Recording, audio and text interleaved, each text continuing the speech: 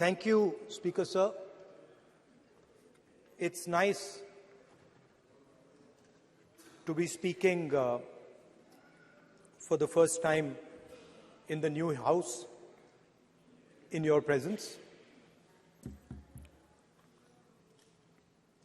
I stand in support of the Women's Reservation Bill.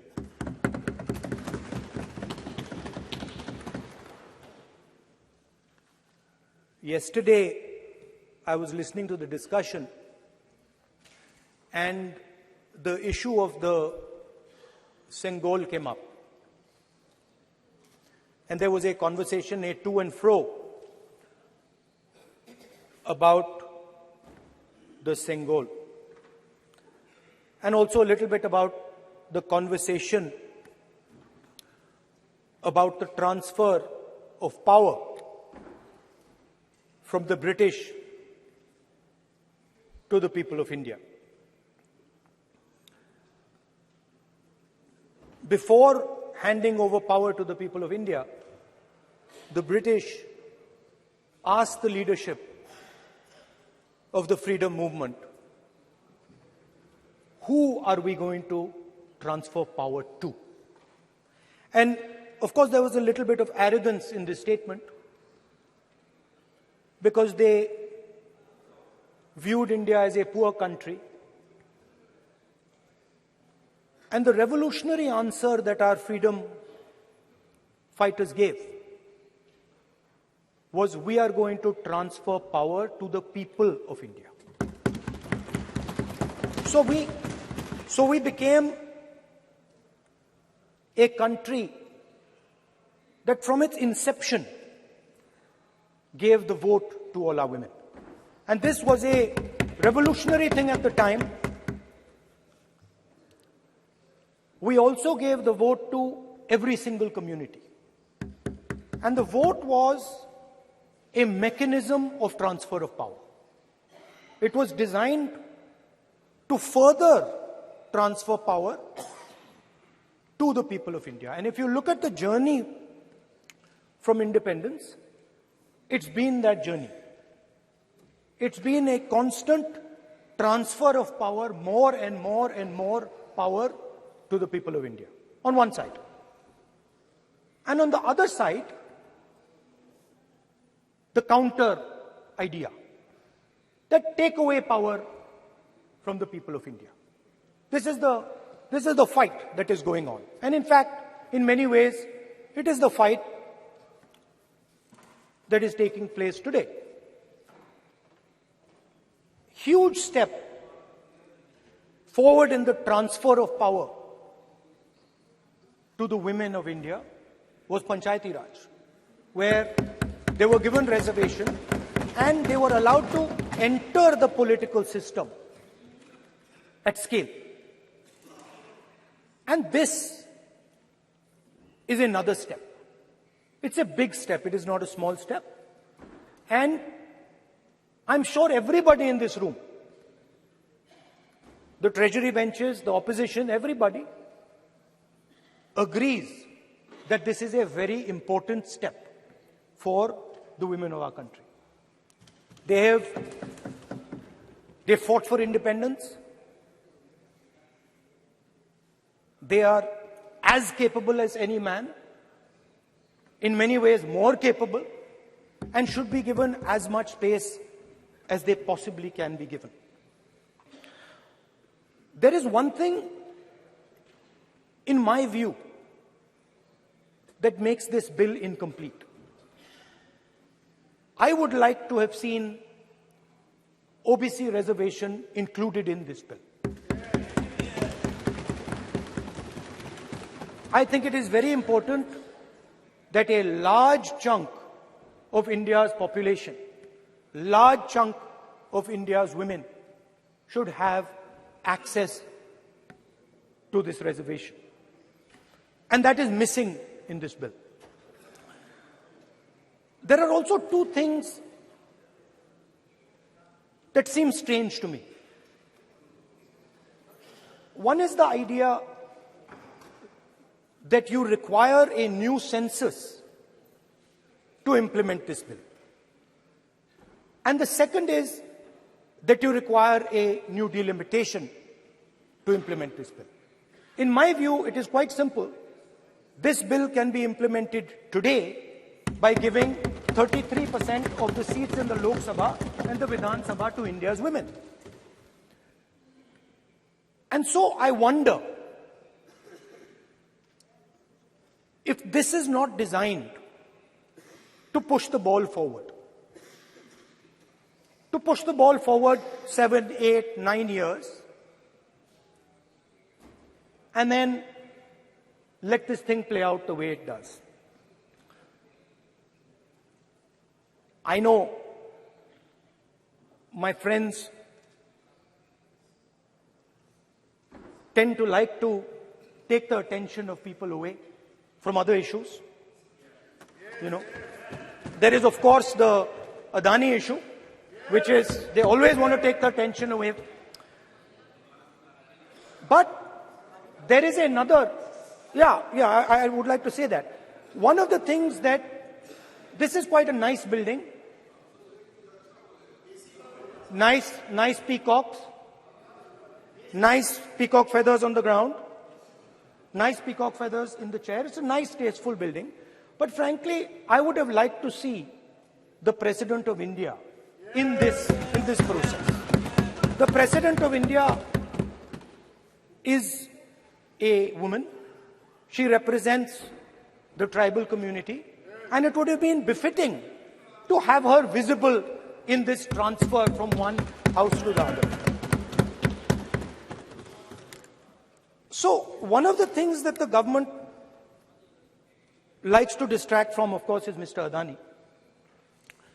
And there is another thing that the government likes to distract everybody from. And that thing is called the caste census. For some reason, and I don't quite understand what this reason is, the moment the opposition raises the issue of caste census, the BJP tries to create a new distraction, a new sudden, event, so that the OBC community and the people of India look the other way. In my research for this speech, I took a look at the different institutions that define how our country moves forward. There are many. There is the Lok Sabha, Rajya Sabha, Vidhan Sabhas. There is the bureaucracy. There is the press. And there's the judiciary. And I looked with an eye to understand what is the participation of the OBC community in these institutions. मतलब हमारे जो institutions हैं उनमें OBC की भागीदारी कितनी है, ये सवाल मैं पूछ रहा था और मैंने अलग अलग इंस्टीट्यूशंस में थोड़ा रिसर्च किया जो सेंट्रल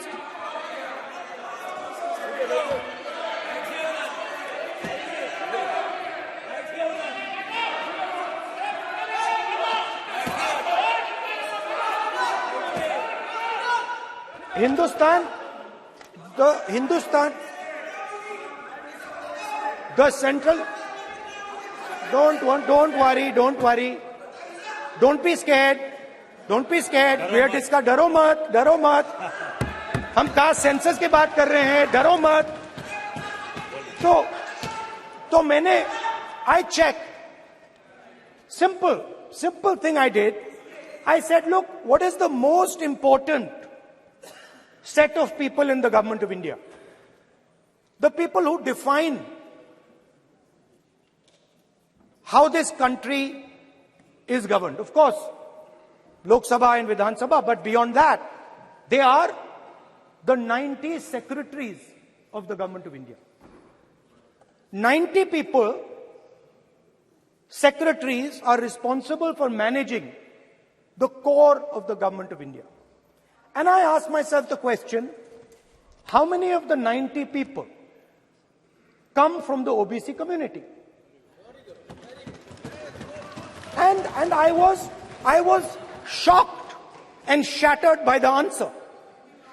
मैंने ये सवाल पूछा कि ये जो 70 सेक्रेटरी हैं, 90 सेक्रेटरी हैं, ये जो हिंदुस्तान की सरकार को चलाते हैं, जो बजट को चलाते हैं, इनमें से ओबीसी कितने हैं? नरेंद्र मोदी जी प्रधानमंत्री हैं, ओबीसी के लिए काम करते हैं। मैंने ये सवाल पूछा। मैं आपको जवाब देना चाहता हूं, हिंदुस्तान के सेक्रेटरीज 90 में से सिर्फ 3 ओबीसी से हैं। और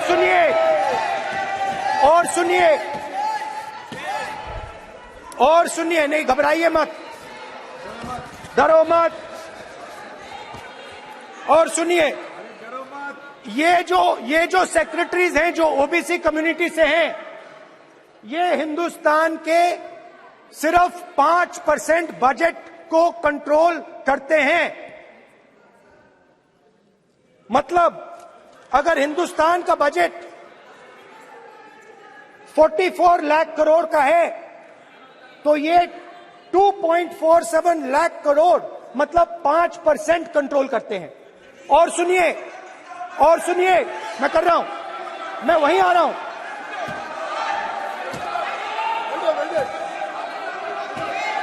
मतलब ये जो है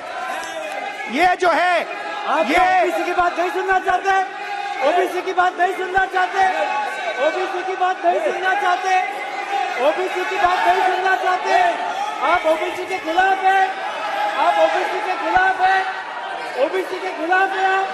आप ओबीसी के अधिकार के बारे में नहीं सुनना चाहते, ओबीसी के बारे में नहीं सुनना चाहते, ओबीसी के प्रति न्याय नहीं चाहते, ओबीसी के प्रति न्याय नहीं होना चाहिए। ये सी दे नॉट शोइंग ये जो है, हाँ, मैं माननीय सदस्यों से आग्रह करूंगा, एक मिनट रुकिए। माननीय सदस्य से मैं आग्रह करूंगा, एक तो ये महिला आरक्षण बिल है, और दूसरा सभी माननीय सदस्य समान है। डरो मतो ये शब्द इस पार्लियामेंट में नहीं बोलना चाहिए।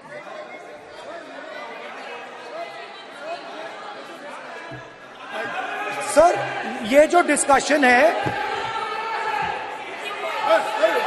Sir, speaker sir, this discussion, this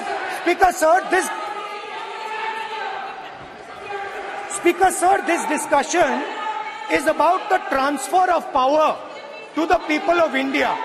The women being one group of the people of India and the OBC community being another group of the people of India. And I am elaborating that the OBCs, who number a huge percentage, have 3% of the 90 secretaries of this country and control and define 5% of India's budget. This is an insult and a shame to the OBC community. ये OBC community का अपमान है।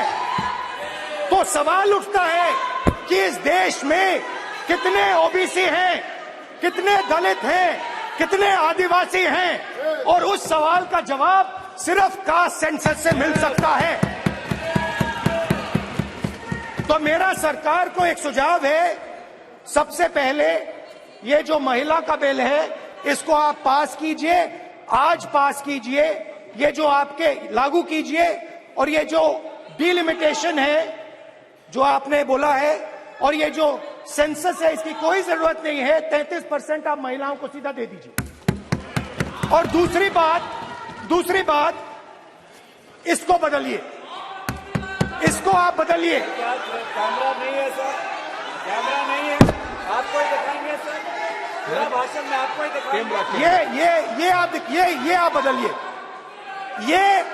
ये जो list है, ये OBC समाज का अपमान है। 90 लोग हिंदुस्तान के सेक्रेटरी हैं, उनमें से 3 लोग ओबीसी समाज के हैं, 5% बजट को कंट्रोल करते हैं। तो जल्दी से जल्दी आप कास्ट सेंसस कीजिए, जल्दी से जल्दी जो हमने कास्ट सेंसस किया था उसका डेटा आप रिलीज कीजिए, और अगर आप नहीं करेंगे तो हम कर डालेंगे। Thank you.